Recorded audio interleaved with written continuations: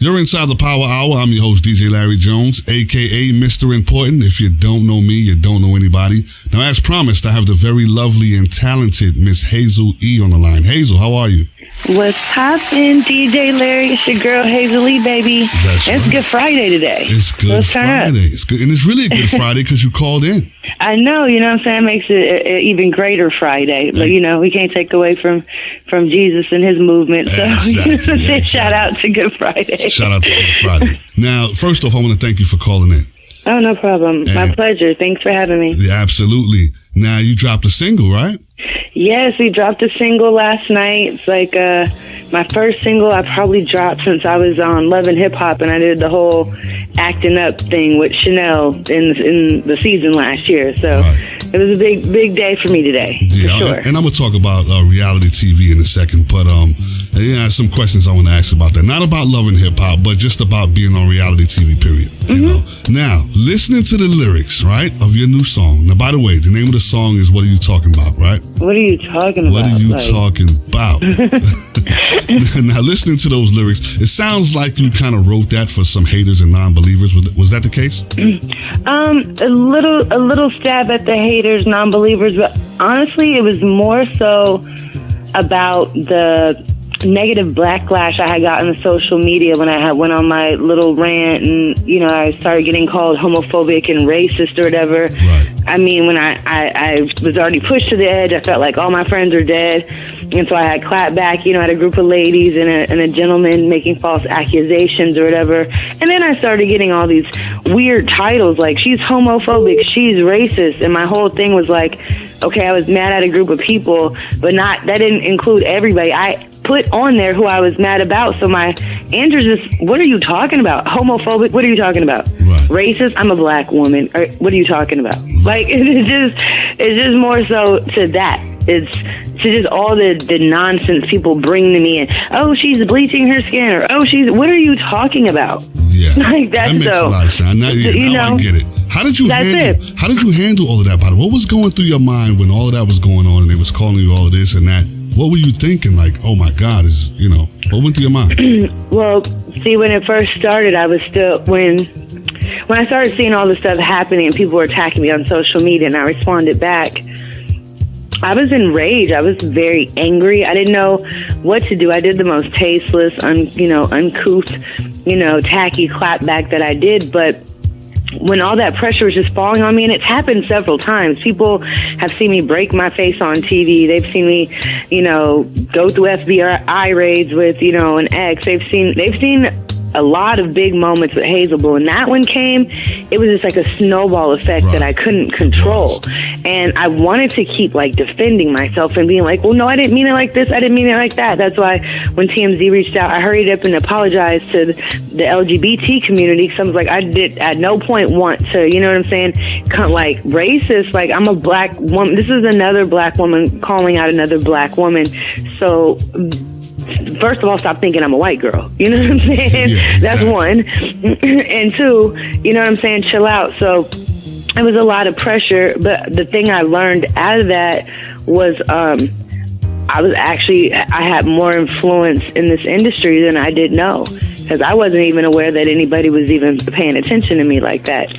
Even if I was on TV every night, the last 4 years, I didn't still think nobody was paying attention. Oh, they're watching. When you think they're not, they're definitely watching. Now you have right, and I learned it that day. I learned that day specifically, okay, you're trending worldwide under Melania Trump for 72 hours. Wow. Yeah, you probably have a little bit more influence than you know, baby girl. And so that has just made me understand my platform more, understand my responsibility. It makes me more accountable for the things that I post, that I say, how I react to situations, because if I have influence like that, then I need to use it for the greater things, good in life instead of negative. Exactly. Yeah. Now you have your hands in, quite a few other things too. You have a cosmetic line, Girl Code Inc. What inspired that? Where did that come from? After season 3 of Love and Hip Hop, everybody was talking about, ooh, Hazel-E and her glow up. Like, oh my God, she came back and threw that fur and them girls, and she showed them this and that. And so the fans were saying she grew up, she glowed up.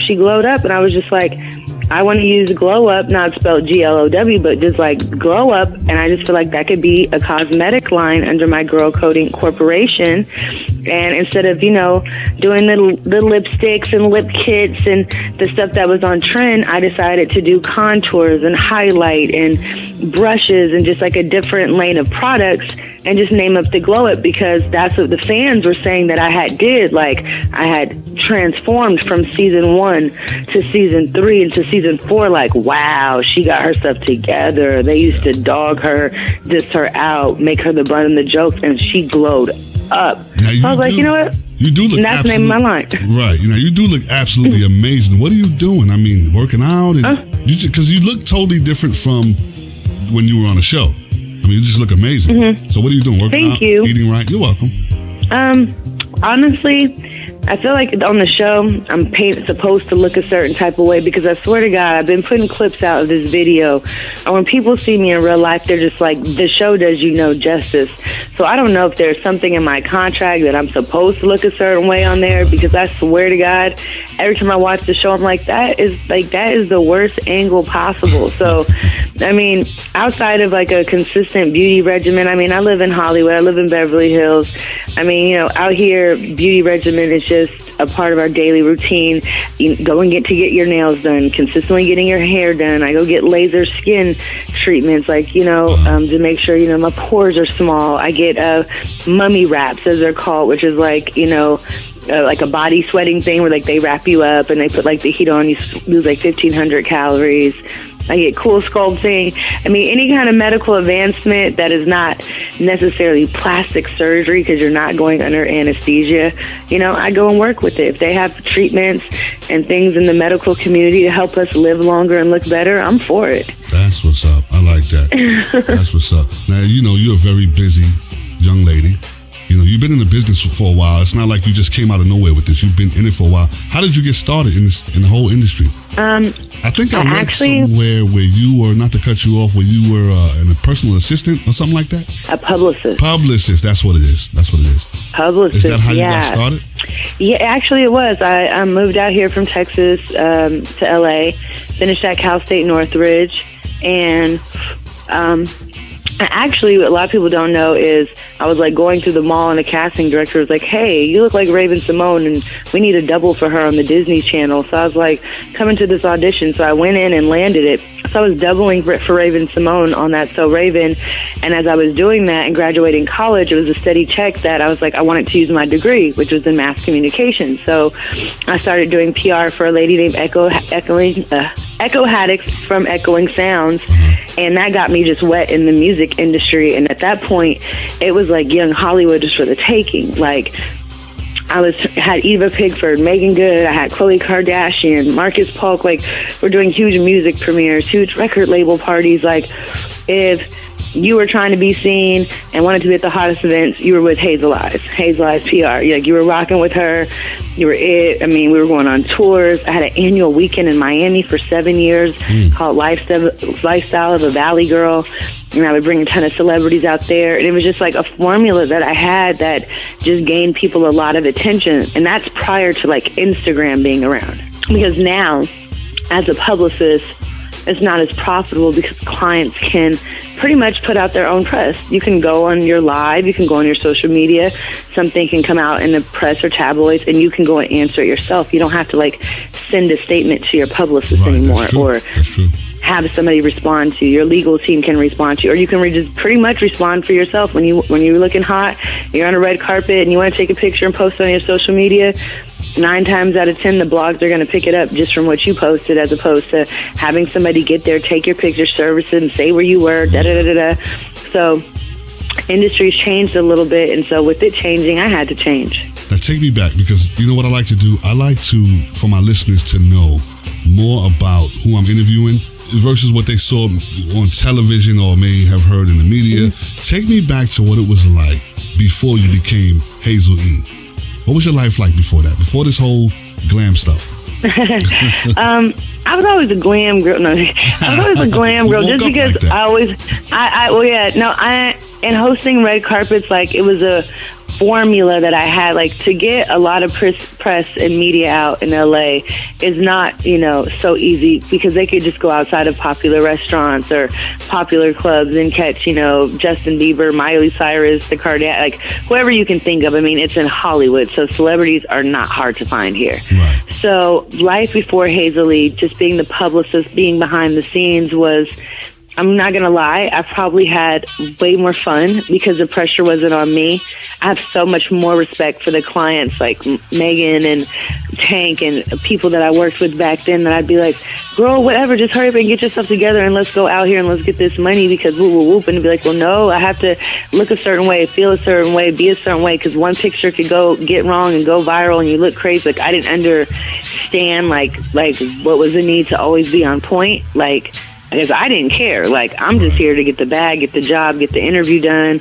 We're at a Grammy gifting suite. I'm walking around in, you know, flip-flops with the notepad and a credential. You know what I'm saying? Imagine you like that. I couldn't see you like that now. Oh, God, there's so many throwback images. And, I mean, and then at a certain point, I also started realizing me being the hot publicist was also an advantage, because that's when I started getting, you know, more male clients on my roster. Like, oh, it was also a good look for me to have the brains, but it was also important for me to have the beauty as well. Right. So it was just like, okay, we're going to get the hot publicist chick to walk us down the Grammy red carpet, because there's a ton of publicist chicks, but I, you know, created a formula. So, you know, I was really connected with my family, really just, life was just different. I mean, I hustled differently. I probably went out more. I probably had deeper relationships than I have now. Now, okay. It was just, you know, it was less pressure not being in front of the camera. Yeah, and now you got all this pressure. How are you handling this pressure? I mean, you look like you're just comfortable in it. You're just comfortable. Honestly, honestly, I have found some kind of comfortability in the chaos, which is not necessarily, I wouldn't say, the healthiest way, because sometimes when things like aren't crazy, I'm like, wait, things are normal right now, and that'll make me have an anxiety attack. Like, wait, nothing's breaking, nothing's happening. Like, you know what I'm saying? So when it is turned up and it's, you know, lit and it's going crazy, it's just like, I'm ready for war at that moment. But when it like calms down and it's all, you know, cool on the waterfront, that's when I'm kind of like nervous, because I'm like, what's about to happen? It's too calm. Everything's going too good, too you know? Quiet. Yeah. Now, you know what? I want to talk a little bit about reality TV. Okay. Now, I always thought like being on a reality show, I've never been on one, but I thought it was like a gift and a curse. You know what I mean? Mm-hmm. What are some of the pros and cons with being on a reality show? I would exactly explain it the same way you just did, which is like a gift and a curse. The gift is the exposure, your growing fan base, your ability to sell product or sell yourself or brand yourself on a large platform for millions of people to see and to watch. It's like kind of having like a working resume on TV. Yeah. The downside is, you know, I can't say for all reality shows, because all of them might not be drama-based like the one that I was on, but people see those shows and they think like that's how you are 24/7, not knowing that that's what's in the storyline. You know, fans are starting to catch on a little bit, like, oh, they're starting to understand like there's storylines, which means that there's a certain type of script or theme or mantra that's being followed, or this specific thing that's being followed. So when it becomes negative is when it carries over into you just got in a fight on set at work, and then the person you got into an altercation with is trying to link up offset and really run fades and, you know, talk trash about you in the tabloids, and it just spills over into everything. So now it's like you have no secrets. You have no personal life. Everything is on display for the world, and it's like, well, that's what you signed up for.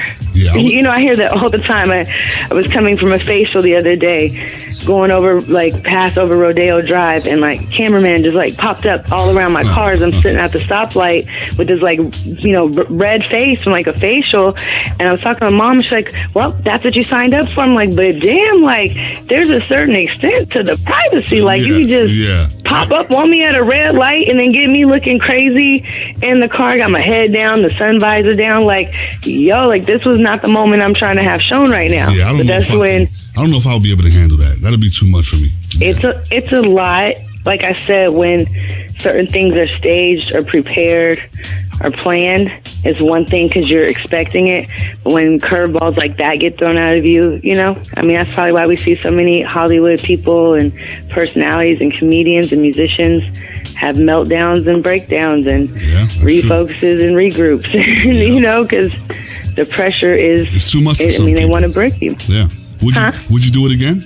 Reality TV? I mean, I just shot another episode show in Y'all Fix My Life. I seen the clips of that. Yeah, that was intense, but that was probably more reality based, just because it was straightforward and the questions were straightforward. I mean, there's always still editing. There's always still a certain theme that they try to go with. I'm still locked into my Love and Hip Hop contract. We haven't been able to come to an amends of what we're going to do with me going forward with the franchise. I personally felt like I've done 4 years and I gave it my time, and I was kind of ready to tap out. I was unaware that I had signed up for like the life of the programming. So, you know, that's still to be worked out and to be determined there.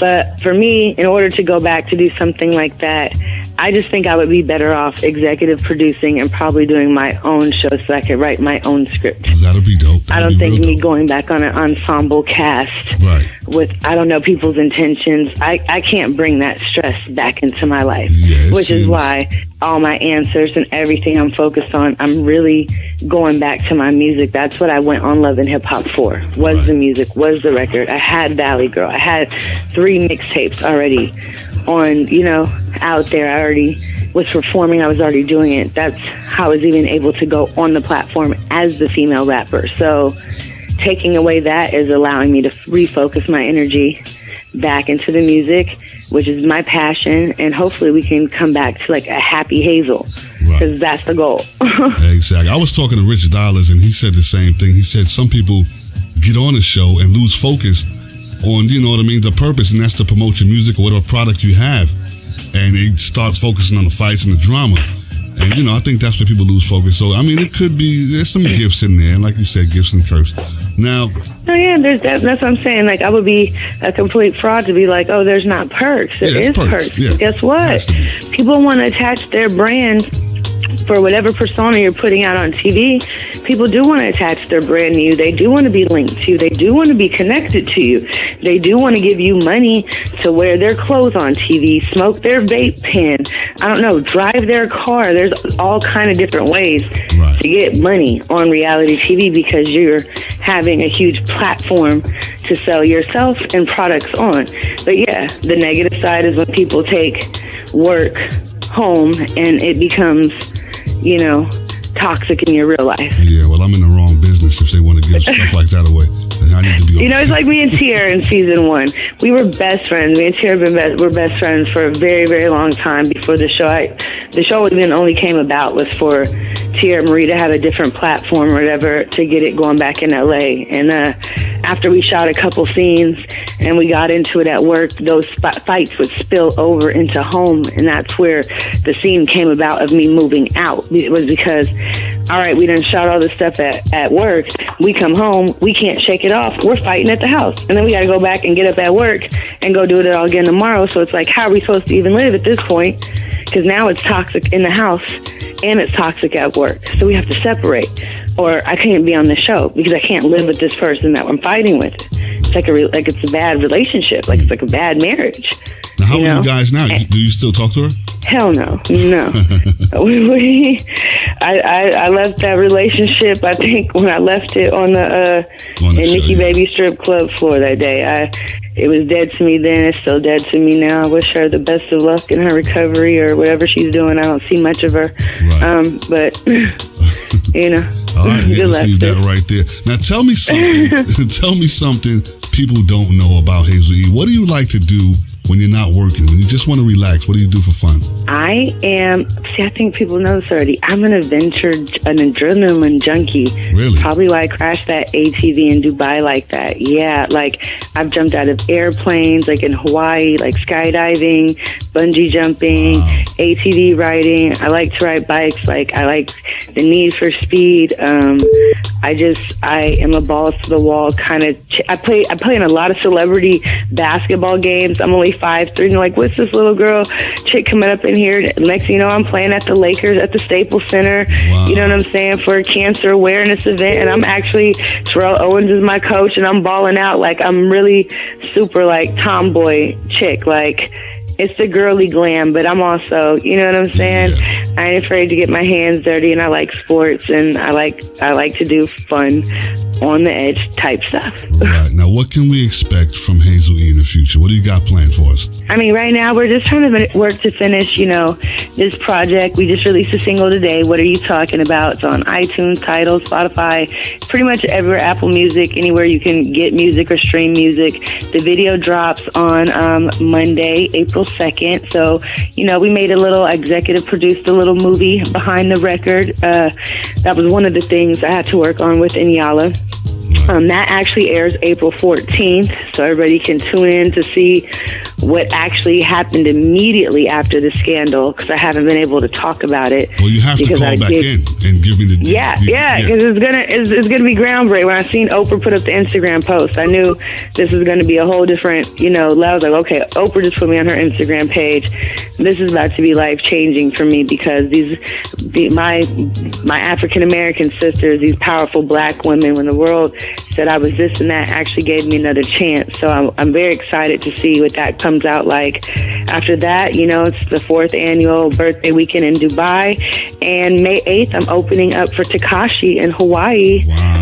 With the Cabana Boys. So it's going to be a next busy little next couple months. Yeah, you definitely got. I'm gonna just be pushing this music. The next single is Hasta La Vista, so they got to get ready. Like I came locked and loaded this time. I see, and I'm gonna continue to stay ready. The single is so dope. You know what I mean? So I'm gonna put it in my rotation and rock it out for you. How did you feel about Cardi's single last night?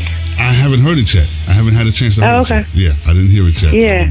So my day starts at 3:00 in the morning. I get to rolling and all that stuff. So I hadn't had a chance to hear it yet, but I'm pretty sure it's hot. All right. How did you feel about it? Did you hear it? I heard it. I did hear it. You liked it? What are you talking about? How's the weather over there where you are? What are you talking about? That's all I'm going to say like that. Yeah, I mean, but I know it's Hazel-E. I'm out here representing the West Coast. You know what I'm saying? There's not many female rappers on the West doing it right now. Right, so everybody that's out here down south, you feel me? Stay tuned, because the baby's on her way, and I'm not stopping. Like I'm full throttle right now. So, what are you talking about? Go download it and stay tuned for this movie on Monday, because when I say it's going to be epic, I never disappoint. Wow, you know what? I want to thank you so much for calling in. I mean, congratulations on all your success. Don't be a stranger. Hit me up with the latest and all of that you're putting out. I want to know it. I want to play it. And I got your back. I really appreciate you, and thank you for reaching out and even giving me the opportunity to speak to you and your fans and your audience today. It's so much love from Hazel. That's right. You know what they call me, a.k.a. Mr. Important. If you don't know me, you don't know anybody. A.k.a. Mr. Important. You better know. That's right. Okay. Keep it locked in right here. More music coming up. Lock into the Power Hour every Friday night at 5 p.m. with DJ Larry Jones and Miss Tempest, playing your favorite old school hip hop and R&B.